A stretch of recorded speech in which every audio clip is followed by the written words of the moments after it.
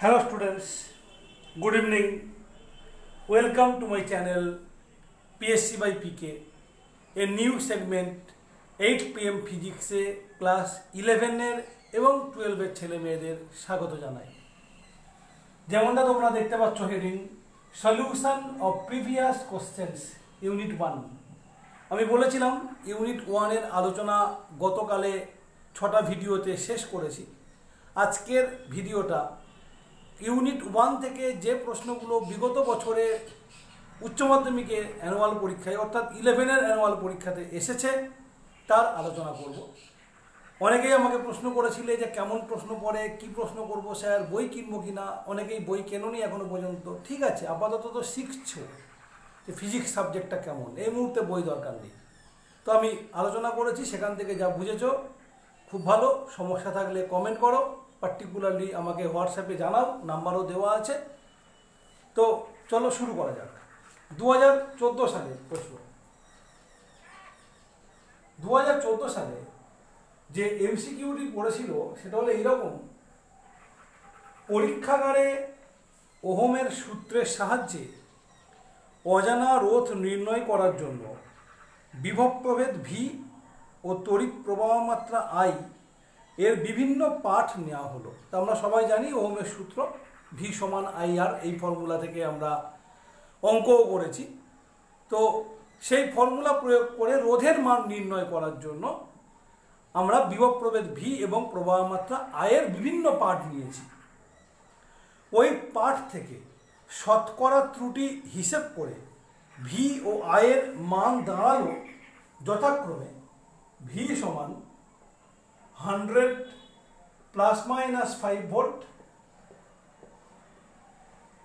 আর I সমান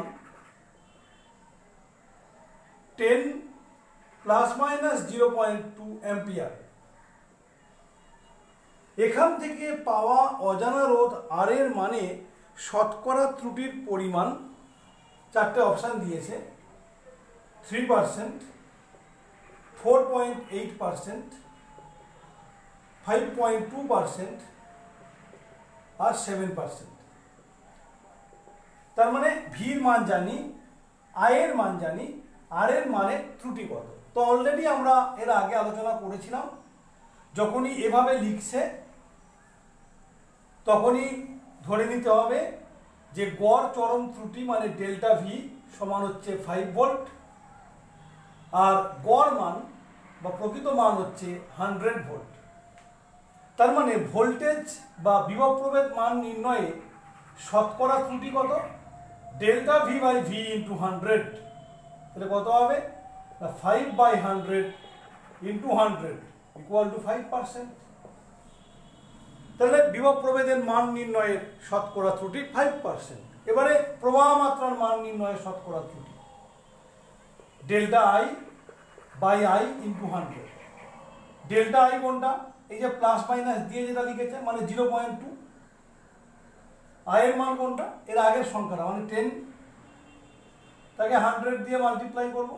তো দেখতে পাচ্ছ দশমিক তুলে দিলে তলায় একটা শূন্য বসলে 100 কেটে যাবে, উত্তর 2%। তাহলে এইভাবে যখন মানগুলো দিয়েছে তখন আমরা বুঝতে পারছি যে ভোল্টেজের মান নির্ণয়ের ত্রুটি 5%, কারেন্টের মান নির্ণয়ের ত্রুটি 2%।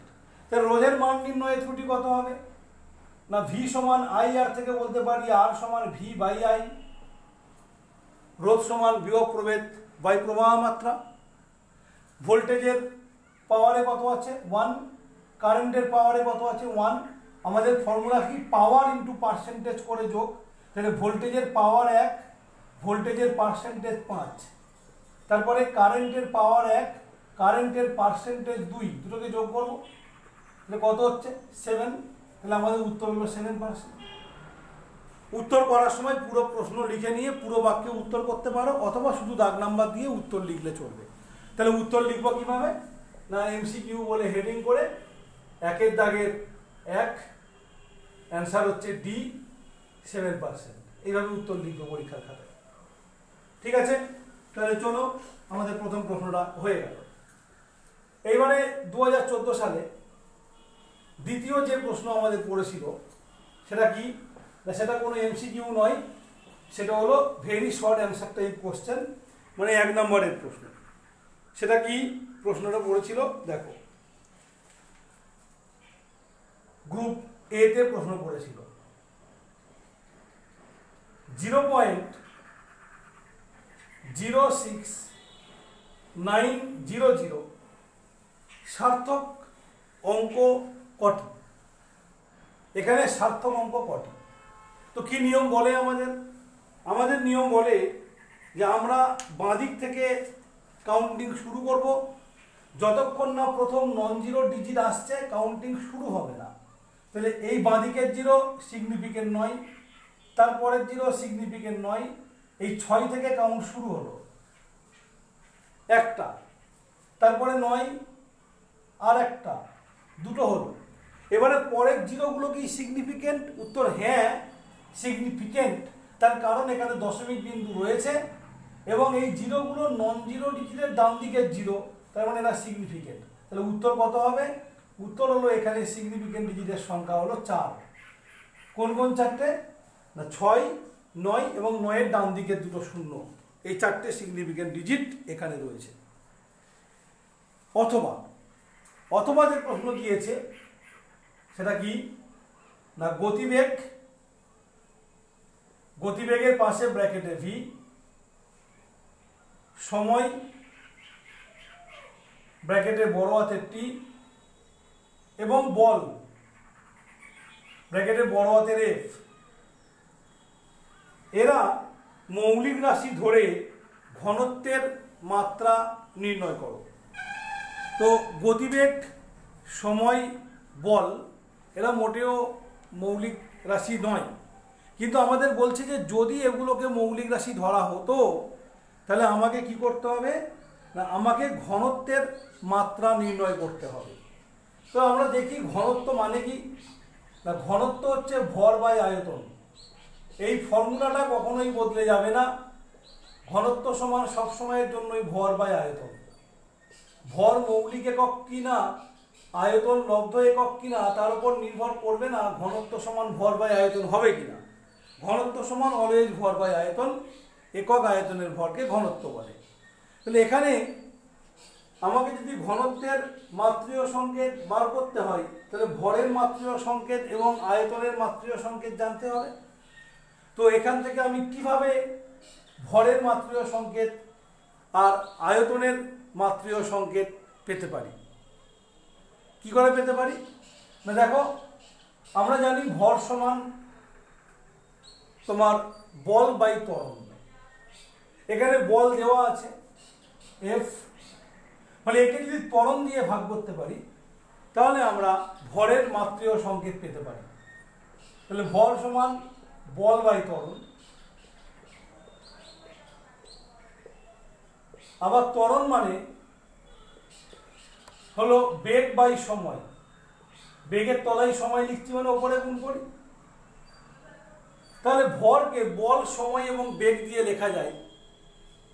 কেমন করে লিখতে পারি? বল ইন্টু সময় বাই বেগ, তার মানে বল হচ্ছে এফ, সময় হচ্ছে টি, বেগ হচ্ছে ভি। তাহলে ভরের মাত্রীয় সংকেত পেয়ে গেছে। এইবারে আয়তনের মাত্রীয় সংকেত। আয়তন মানে হলো দৈর্ঘ্য গুণ প্রস্থ গুণ উচ্চতা। আয়তন পেতে গেলে দৈর্ঘ্য, প্রস্থ আর উচ্চতা পেতে হবে। এবারে দৈর্ঘ্য মানে দূরত্ব, প্রস্থ মানেও দূরত্ব, উচ্চতাও একটা দূরত্ব, তার মানে দূরত্বের মাত্রার কিউব হবে আয়তনের মাত্রা বা আয়তনের মাত্রীয় সংকেত। তো এইগুলো থেকে দূরত্ব কি করে পাবো? আমরা জানি যে বেগ ইন্টু সময় সমান দূরত্ব, তার মানে দৈর্ঘ্যের মাত্রা হবে বেগ ইন্টু সময়, প্রস্থেরও তাই বেগ ইন্টু সময়, উচ্চতারও তাই বেগ ইন্টু সময়। তাহলে ভিটির কিউব, তাহলে আয়তনের মাত্রা হলো ভিটির হোল কিউব, তার মানে V cube into T cube. ব্যাস, এবার বসিয়ে দাও। তাহলে ঘনত্বের মাত্রা কি হবে? ভরের মাত্রা এফ টি বাই ভি, আর আয়তনের মাত্রা ভি কিউব টি কিউব দিয়ে নিচে ভাগ। তাহলে কত হচ্ছে দেখো, F T to the power -2 V to the power -4। এই হলো আমাদের উত্তর। ঠিক আছে, F T to the power -2 V to the power -4।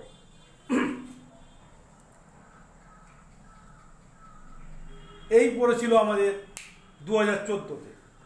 এখান থেকে 2014-র আর কোনো প্রশ্ন নেই, দুটো প্রশ্ন হয়ে গেল। এবার আমরা চলে যাচ্ছি 2015 সালের প্রশ্ন। দেখো 2015-তে কি কি পড়েছিল, তার উত্তর কি হবে।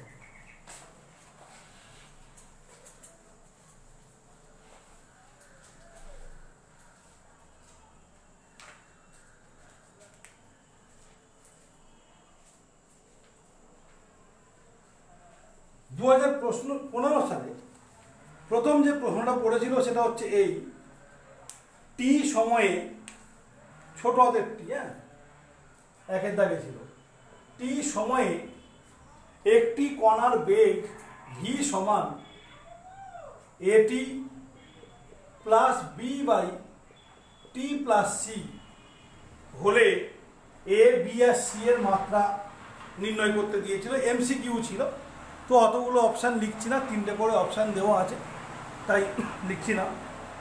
বার করব যে বেগ যদি এটা হয় তাহলে এবিসির মাত্রা কী হবে।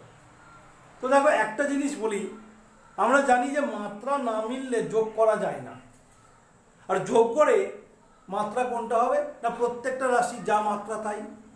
তাহলে বাঁদিকে যেহেতু বেগ আর এখানে এটি আর বি বাই টি প্লাস সির মাঝখানে যোগ চিহ্ন আছে, তার মানে হলো এটির মাত্রা বেগের মাত্রা আর B by T plus C এই পুরোটার মাত্রা বেগের মাত্রা। তাহলে এ ইন্টু টি যদি বেগের মাত্রা হয় তাহলে এর মাত্রা কত হবে না বেগের মাত্রাকে সময়ের মাত্রা দিয়ে ভাগ করব, তাহলে এর মাত্রা হয়ে যাবে এল T to the power minus 2, মানে ত্বরণের মাত্রা। বুঝতে পারলাম? এটির মাত্রা হবে বেগের মাত্রা, তাহলে এর মাত্রা হবে বেগের মাত্রা বাই সময়ের মাত্রা। হলো। আর একটা কথা বলি সহজে বোঝার জন্য, টি প্লাস সি আছে মানেই টি এবং সির মাত্রা একই, নাহলে কিন্তু যোগ করতে পারতাম না। তার মানে সির মাত্রা প্রকৃতপক্ষে সময়ের মাত্রা মানে টির মাত্রা। তো 3টে রাশির মধ্যে দুটো যখন বেরিয়ে গেছে আর প্রশ্ন যখন এমসিকিউ, তখন দেখো উত্তর চলে আসবে। কি করে আসবে দেখো, অপশান এতে ছিল এল স্কোয়ার কমা টি কমা এল টি, অপশান বিতে ছিল L T to the power minus 2 L আর টি, অপশান সিতে ছিল এল টি স্কোয়ার এল টি এল, আর অপশান ডিতে ছিল এল এল টি টি স্কোয়ার। তো দেখো এ হচ্ছে এল T to the power minus 2, তারপর এইটা হচ্ছে মিলছে বিটটা, আর সিটটা হচ্ছে টি, দুটো যখন মিলে গেছে এটাও মিলতে বাধ্য, ব্যাস। তাহলে অপশান বি আমাদের উত্তর। আর যদি মনে হয় যে না বির মাত্রা বার করে দেখাবো, তাহলে দেখাও। B by T plus C এই পুরোটার মাত্রা হলো বেগের মাত্রা, তাহলে বি এর মাত্রা হবে বেগের মাত্রা ইন্টু মানে L T to the power minus 1 into T plus C এর মাত্রা মানে টি এর মাত্রা, তাহলে গুণ করলে কত না এল। ঠিক আছে, তাহলে এই বোর্ড পড়েছিল 2015-র এমসিকিউ। এবারে 2015-র 1 নম্বরের প্রশ্ন কি পড়েছিল দেখা যাক।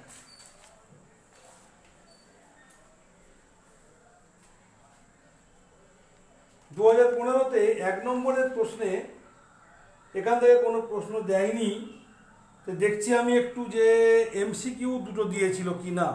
মাঝে মাঝে এরকম করে, ভুল করে অনেক সময় করে দেয়।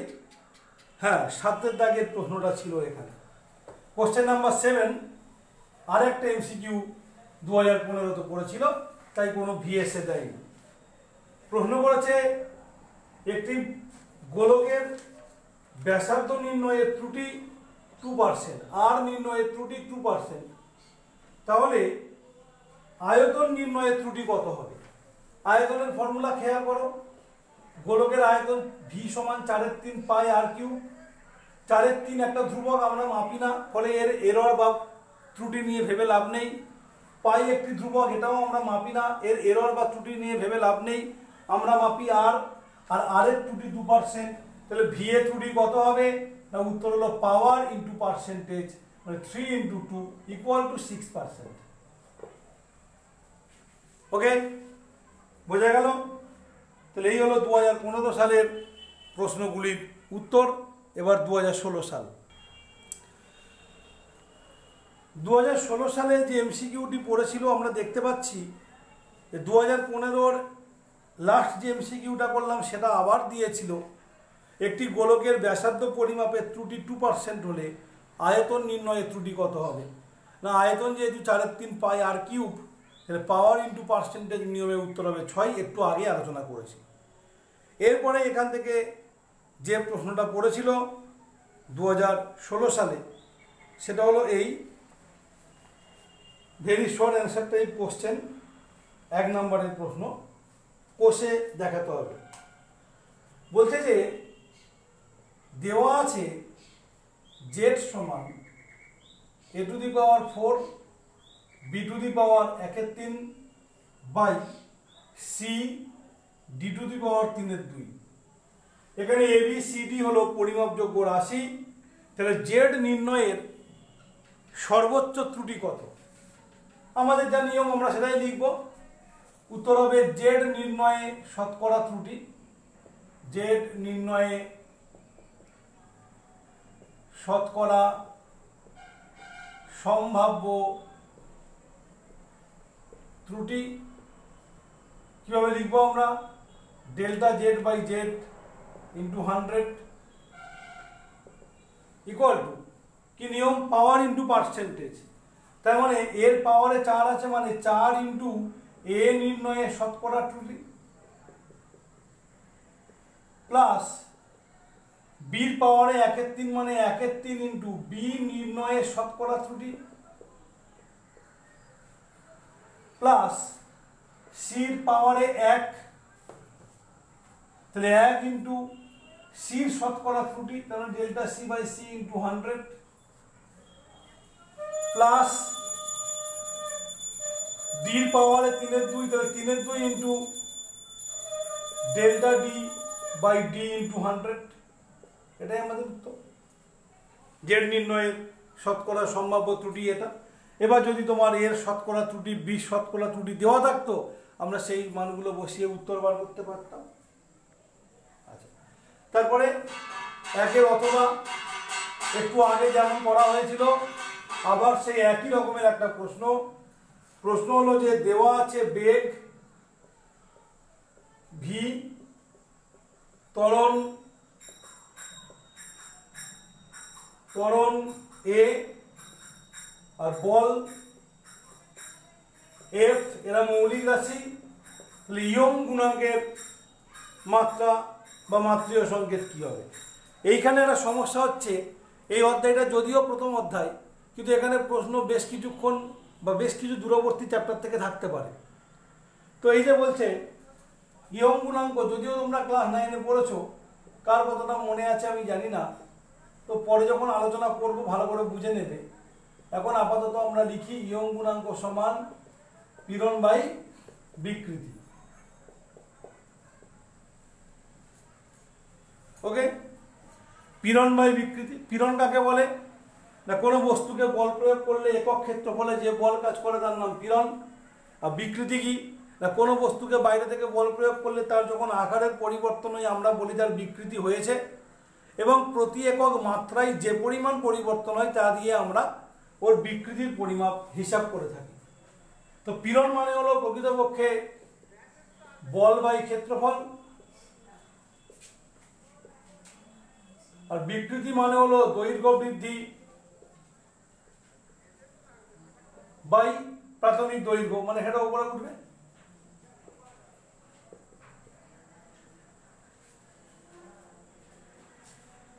এবার দেখো, এই যে পরে এটা লিখলাম প্রাথমিক দৈর্ঘ্য বৃদ্ধি, এরা একই একক একই মাত্রা কেটে যাবে, তো এটা নিয়ে মাথা ঘামানো নেই। আমার মাথা ঘামানো হবে বল আর ক্ষেত্রফল নিয়ে। তো বল কি করে করবো? না, বল এখানে দিয়ে দিয়েছে এফ, তাহলে এবার একটাই সমস্যা, ক্ষেত্রফল বার করা। ক্ষেত্রফল মানে দৈর্ঘ্যের স্কোয়ার, দৈর্ঘ্য ইন্টু প্রস্থ। তো দেখো বেগ আর ত্বরণ গুণ করলে তো আর বেরোবে না। যেটা করতে পারি আমরা যে ত্বরণ সমান বেগ বাই সময়, কিন্তু সময় আবার এখানে দেয়নি। ঠিক আছে, ভাবনা চিন্তা করতে হবে, দেখছি।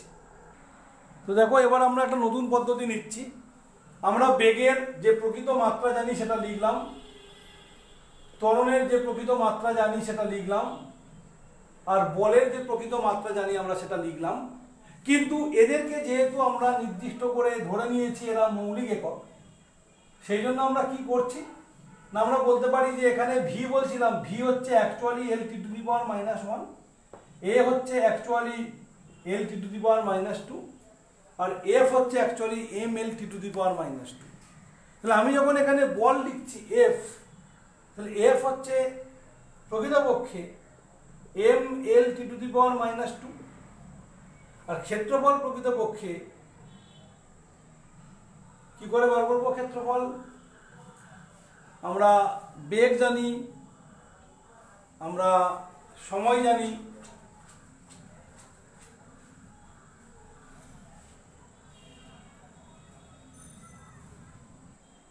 আচ্ছা একটু অন্যরকম হয়ে যাচ্ছে, তো আমরা একটু কাজ করি, এখানে বড় হয়ে যাবে, এটা এত ছোট করে হবে না। আমরা প্রথমে সময়ের মাত্রা বার করে নেব।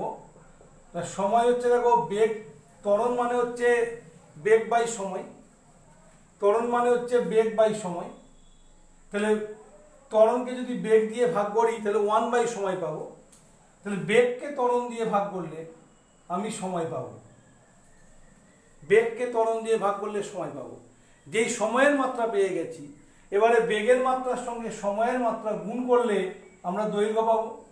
দৈর্ঘ্য সমান বেগ গুণ সময়, তাহলে বেগ হচ্ছে ভি আর সময় হচ্ছে ভি বাই এ, তার মানে ভি স্কোয়ার বাই এ।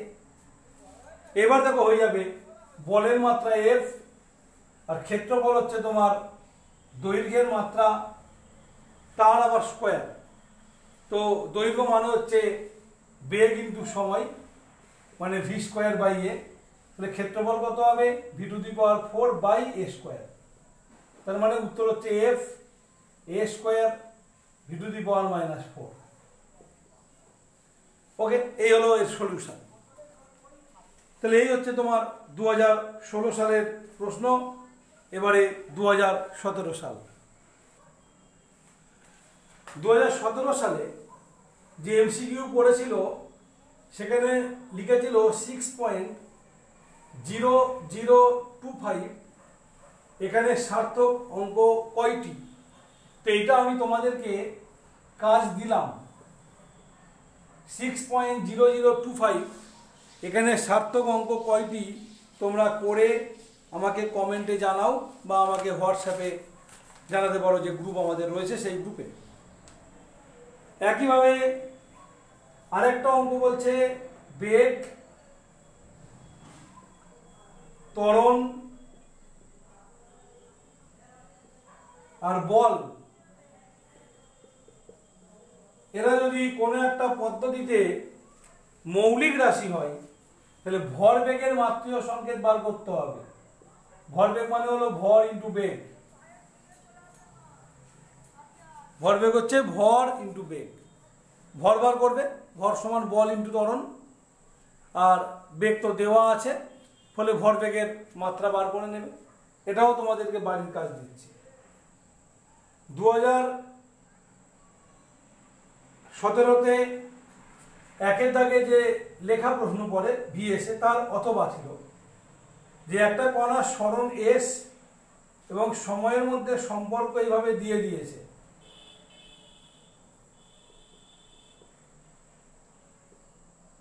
বলছে কোনটা ত্বরণের মাত্রাকে নির্দেশ করবে। আমরা সবাই জানি যে ত্বরণ হলো বেগের হার, অর্থাৎ ত্বরণ সমান বেগ বাই সময়, আর দূরত্ব হচ্ছে বেগ ইন্টু সময়। সুতরাং ত্বরণের সঙ্গে যদি সময়ের স্কোয়ার গুণ করা হয়, ত্বরণকে একবার সময় দিয়ে গুণ করলে বেগ, আবার সময় দিয়ে গুণ করলে হচ্ছে তোমার দূরত্ব। ফলে এখানে যেখানে টি স্কোয়ার আছে, দুবার টি গুণ আছে, সেই যে ধ্রুবকটা, এটা নিশ্চয়ই সরণের। এখন পরীক্ষায় উত্তর করবে কিভাবে? উত্তর আমি এভাবে করব, ডান পক্ষে 4টি রাশি যুক্ত করা রয়েছে, তাই প্রত্যেকটারই মাত্রা এস এর মাত্রার সাথে সমান, অর্থাৎ দূরত্বের মাত্রার সাথে সমান। অর্থাৎ এর মাত্রা হলো এল, বি ইন্টু টি এর মাত্রা এল, অতএব বির মাত্রা L by T. C T square এর মাত্রা হলো এল, তাহলে সি এর মাত্রা হলো এল ইন্টু টি স্কোয়ারের মাত্রা।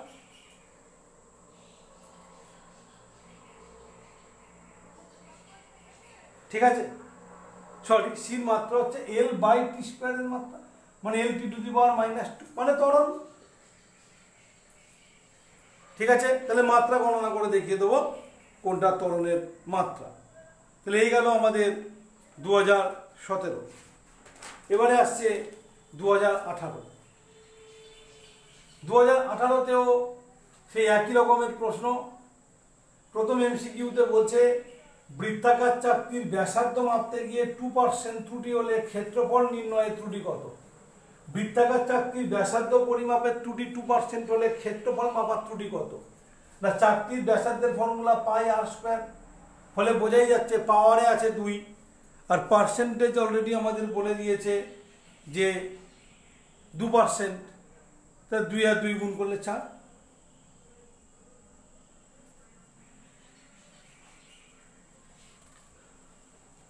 এবারে একটা যোগ করতে দিয়েছে 2018 সালে 9.8 আর 15.298। প্রশ্ন হচ্ছে এই দুটো যোগফলে কতগুলি সার্থক অঙ্ক আছে। তো সাধারণ নিয়মে যোগ করো, দেখো 8, 9, তাদের যখন থাকবে 1। তাহলে এই হলো আমাদের উত্তর। তাহলে উত্তরে সার্থক অঙ্ক কটা আছে? না 5টা। উত্তরে সার্থক অঙ্ক 5টা সব। যদি বলে সার্থক অঙ্ক সংখ্যার নিয়মে যোগফলটা কত, তাহলে আমি কত ঘর পর্যন্ত রাখতাম? না, প্রথম সংখ্যায় যেহেতু দশমিকের পরে একটা ঘর আছে, তাই পরের ঘরগুলো অনিশ্চিত, তাই যোগ করলে পরের ঘরগুলো অনিশ্চিত হবে। তাহলে শুধুমাত্র প্রথম ঘরটা রাখবো, সেক্ষেত্রে উত্তর হবে 25.1। কারণ যেখান থেকে বাদ যাচ্ছে সেটা 5-এর চেয়ে বড়, তাই আগের সংখ্যাটা আমি 1 বাড়িয়েছি। কিন্তু এটা হচ্ছে করতে বলেনি, এটা সার্থক অঙ্কের নিয়মে উত্তরটা কীভাবে করে দেখিয়েছি। কিন্তু সার্থক অঙ্ক কটা? না, যোগফলের সার্থক অঙ্ক অতি অবশ্যই 5টা, এটা নিয়ে কোনো দ্বিমত নেই।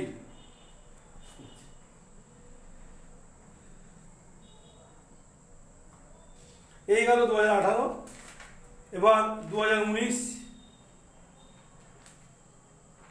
2019-এর প্রশ্ন শুরু হচ্ছে একটা দারুণ অঙ্ক দিয়ে, এমসিকিউ, কিন্তু দারুণ একটা অঙ্ক।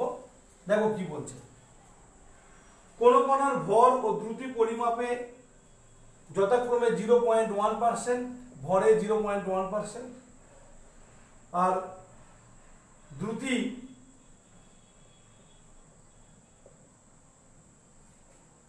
0.2% ত্রুটি হয়। অর্থাৎ ভর মাপতে গেলে ত্রুটি হয় 0.1%, দ্রুতি মাপতে গেলে ত্রুটি হয় 0.2%। প্রশ্নটা হচ্ছে গতিশক্তির পরিমাপের ত্রুটি কত হবে? তো গতিশক্তির ফর্মুলা কি? Half mv square.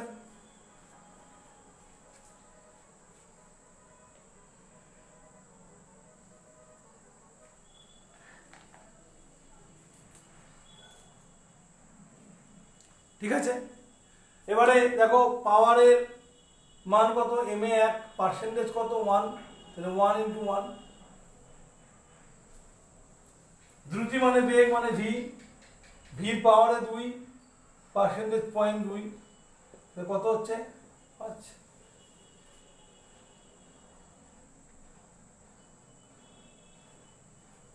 সরি, 5 হচ্ছে না, এটা হচ্ছে 1 × 0.1, এটা 2 × 0.2 মানে 0.1 প্লাস 0.4, তাহলে উত্তর হচ্ছে 0.5।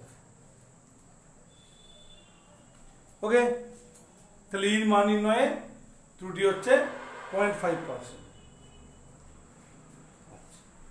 এবারে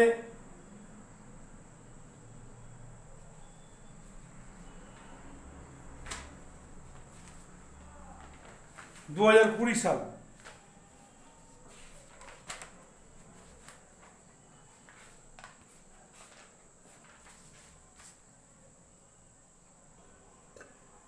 হ্যালো স্টুডেন্টস, তোমরা জানো 2020 এবং 21-এ পরীক্ষা হয়নি করোনার কারণে। এবারে 2022 একদম প্রথম প্রশ্নে সার্থক অঙ্ক গণনা করতে দিয়েছে 0.002020 সার্থক অঙ্ক ভালো করে বুঝিয়েছি। তোমরা হোমওয়ার্ক করে কমেন্ট করে আমাকে জানাও। ওকে, আচ্ছা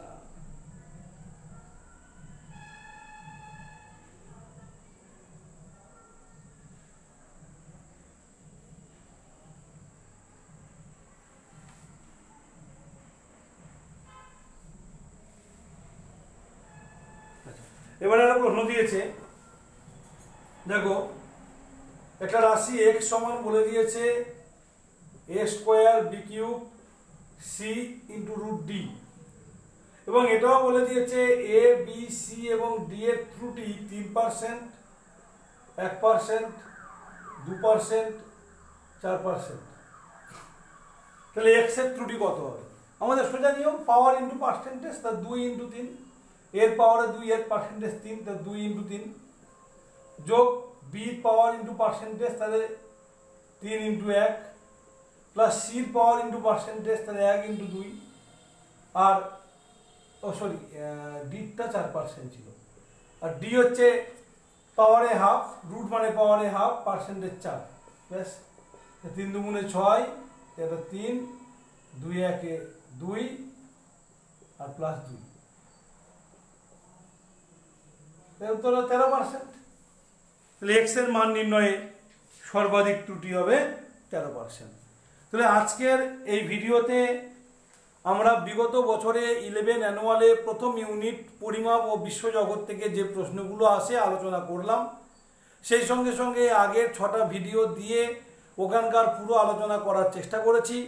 তোমরা অতি অবশ্যই প্লে লিস্ট খুলে ওই ভিডিওগুলো দেখে নেবে, কারণ তোমরা অনেকেই আগে থেকে এই চ্যানেলে রয়েছো। সেই সঙ্গে সঙ্গে শেয়ার করে বাকিদের জানতে সুযোগ করে দেবে, আর যদি নতুন হয়ে থাকো তাহলে অতি অবশ্যই লাইক করবে, সেই সঙ্গে সঙ্গে সাবস্ক্রাইব করবে। ঠিক আছে, চলো আজকের 8 PM ফিজিক্স এই পর্যন্ত। কালকে নতুন চ্যাপ্টারের আলোচনা শুরু করা হবে।